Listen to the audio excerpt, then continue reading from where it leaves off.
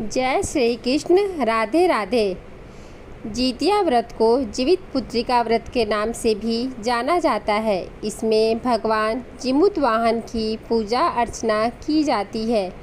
इस व्रत को महिलाएं अपने संतान की लंबी आयु, अच्छे स्वास्थ्य के लिए करती हैं। इस व्रत को महिलाएं निर्जल उपवास रहकर करती हैं। जितिया व्रत कथा। एक समय की बात है, किसी वन में एक चील तथा सियारिन रहती थी। चील तथा सियारिन में गहरी मित्रता थी। चील तथा सियारिन दोनों हर काम को मिल बांट के करती थी और प्रेम भाव से रहती थी। एक बार कुछ महिलाएं जंगल में आई और वह किसी जीवित पुत्रिका व्रत की आपस में बात कर रही थी। यह सब देख चील के मन में जिज्ञासा जग गई। वह महिलाओं के पास गई और व्रत के बारे में पूछने लगी।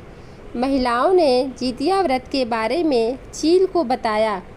चील तुरंत अपने मित्र सियारिन के पास गई और उसको जितिया व्रत के बारे में बताया। व्रत को बताने के बाद चील तथा सियारिन ने निर्णय लिया कि वो दोनों भी जितिया माता का व्रत और पूजा विधि विधान से करेंगी। चील तथा सियारिन ने जितिया माता का व्रत का संकल्प लिया और शाम को पूजा की। पूजा के बाद ही चील और सियारिन को भूख लगने लगी। सियारिन अपनी भूख बर्दाश्त न कर सकी और वह जंगल में जाकर शिकार करने चली गई। सियारिन जब मांस को खा रही थी, तब चील ने उसे देख लिया और व्रत तोड़ने के लिए सियारिन को बहुत डांटा। लेकिन चील ने अपना व्रत नहीं तोड़ा और वह सच्चे मन से जितिया व्रत को पूर्ण किया। अगले जन्म में सियारिन और चील का जन्म बहन के रूप में हुआ। एक प्रतापी राजा के यहाँ हुआ। सियारिन का विवाह एक राजकुमार से तथा चील का विवाह राज्य मंत्री के पुत्र से हुआ। कुछ समय बीता तो सियारिन ने एक पुत्र को जन्म दिया। जन्म के कुछ दिन बाद ही उसके पुत्र की मृत्यु हो गई। सियारिन के पुत्र के मृत्यु के बाद उसकी बहन चील ने भी एक पुत्र को जन्म दिया, जो जीवित तथा स्वस्थ था। यह देख सियारिन को अपनी बहन चील से ईर्ष्या होने लगी। सियारिन ने अपनी बहन के पुत्र तथा पति को जान से मरवाने की कोशिश की, परंतु दोनों ही बच गए।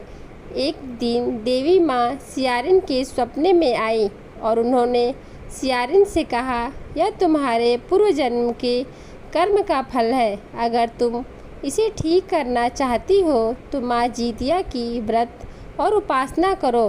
प्रातःकाल उठकर स्वप्न के बारे में सियारिन ने अपने पति को बताया। सियारिन के पति ने यह सुन सियारिन को व्रत करने की अनुमति दे दी और उसकी बहन चील से माफ़ी मांगने को बोला। इसके बाद सियारिन अपने बहन चील के घर गई और उससे अपने गलतियों की माफ़ी मांगी। सियारिन को उसकी गलतियों पर पछतावा देखकर चील ने उसे माफ़ कर दिया। अगले साल जितिया व्रत पड़ा। यह व्रत सियारिन और उसकी बहन चील दोनों ने एक साथ रखा। माता जितिया सियारिन के व्रत से प्रसन्न हुई और उसको पुत्र प्राप्ति का आशीर्वाद दिया। कुछ दिनों बाद ही सियारिन ने एक सुंदर बालक को जन्म दिया। अब दोनों बहन प्रेम भाव से खुशी खुशी रहने लगी। जय श्री कृष्ण। राधे राधे। अगर आपको हमारी ये वीडियो अच्छी लगी हो तो हमारे चैनल को लाइक करें और सब्सक्राइब करें। धन्यवाद।